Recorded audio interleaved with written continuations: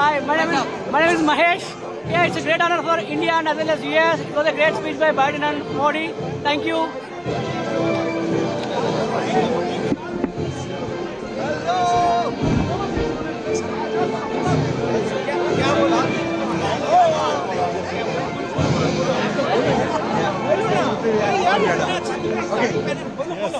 What's your name, sir? Anuj.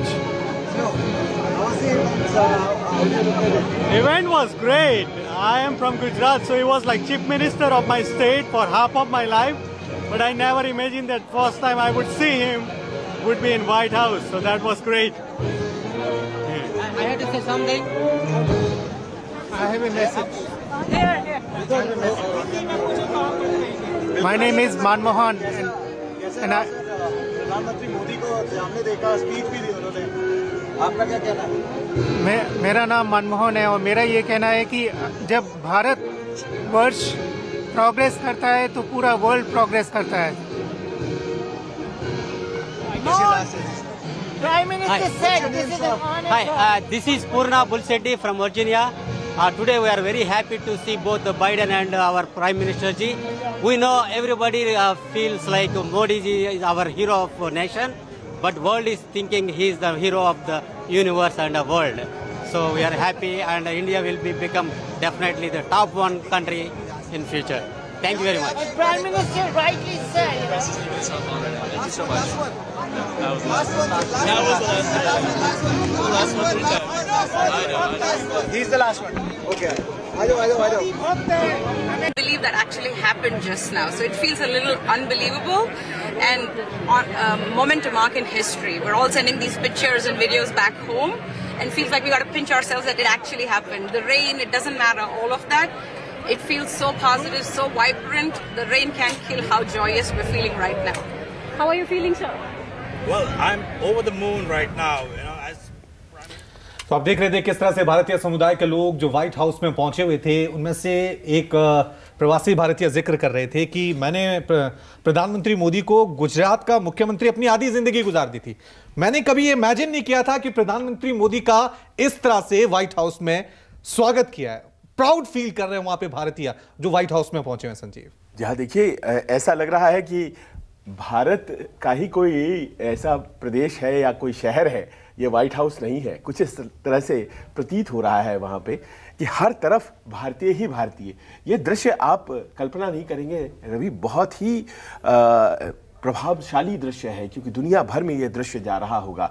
और कहाँ America, कहाँ भारत, पहले लोग ये कहते थे, लेकिन आज की तारीख में भारत कहाँ खड़ा है अमेरिकियों की नज़र में, और उसकी वजह जो भी हो हम वो डिस्कस कर सकते हैं। लेकिन सच्चाई ये है, हकीकत ये है कि ये जो व्हाइट हाउस है, ये दुनिया का सबसे शक्तिशाली जो व्यक्ति है, ये उसका घर है, और वहाँ पर हमारे देश के प्रधानमंत्री का सम्मान हो रहा है।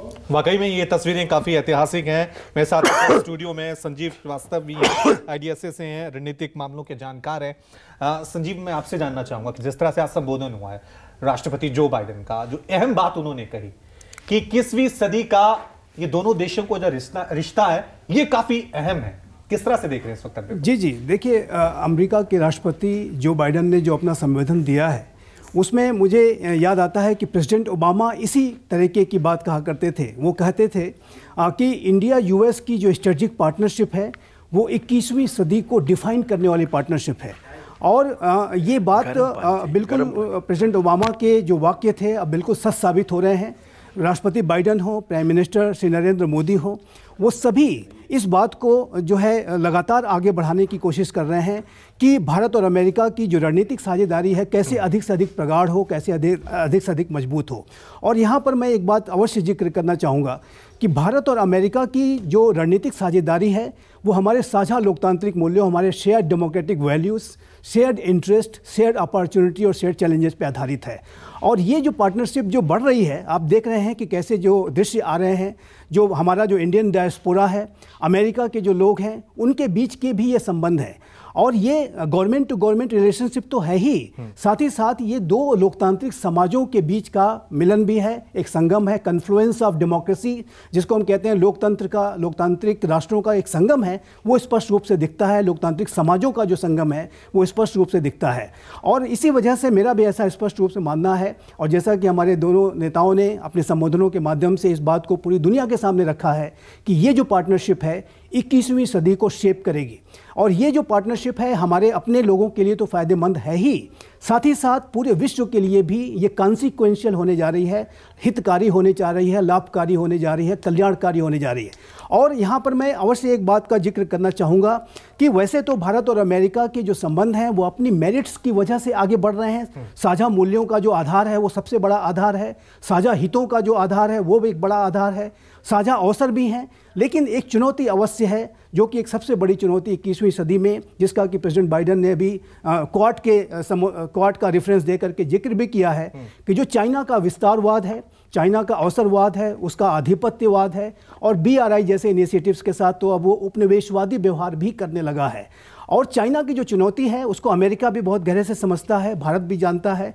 और आप देखिए तो चाइना का जो व्यवहार है राष्ट्रपति शी जिनपिंग के नेतृत्व में कितना ज़्यादा आक्रामक होता जा रहा है कि वो ताइवान पर कभी भी हमला। और जो बाइडेन का इस कार्यक्रम से पहले शी जिनपिंग को लेकर सीधा बयान भी सामने आया था कि शी जिनपिंग का जो रवैया है संजीव, वो काफी तानाशाह है। और क्वाड का जिक्र करना, क्या ये भारत और अमेरिका ने चाइना को एक संदेश दिया है कि हमारी दोस्ती बनी हुई है, खबरदार?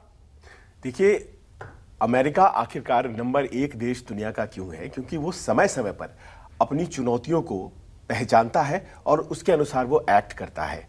जब आपको याद होगा कि जब मिडिल ईस्ट उसके लिए समस्या थी, उस वक्त भारत महत्वपूर्ण नहीं था, और आज की तारीख में अगर भारत महत्वपूर्ण है तो उसकी सबसे बड़ी वजह वो है इंडो पैसिफिक। और भारत प्रशांत का जो क्षेत्र है वो भारत के बगैर कैसे चल सकता है? और भारत प्रशांत का जो क्षेत्र है उसमें चीन की बढ़ती हुई एग्रेसिवनेस वो किसको सबसे ज्यादा असहज कर रही है? वो चीन को कर रही है, वो अमेरिका को कर रही है। और उसके लिए सबसे बड़ा दोस्त कौन हो सकता है? वो भारत हो सकता है। और आज की तारीख में इसीलिए भारत की अहमियत खास तौर पर, क्योंकि चीन बहुत ज्यादा अग्रेसिव हो रहा है और ये अमेरिका के लिए एक बड़ी चुनौती है।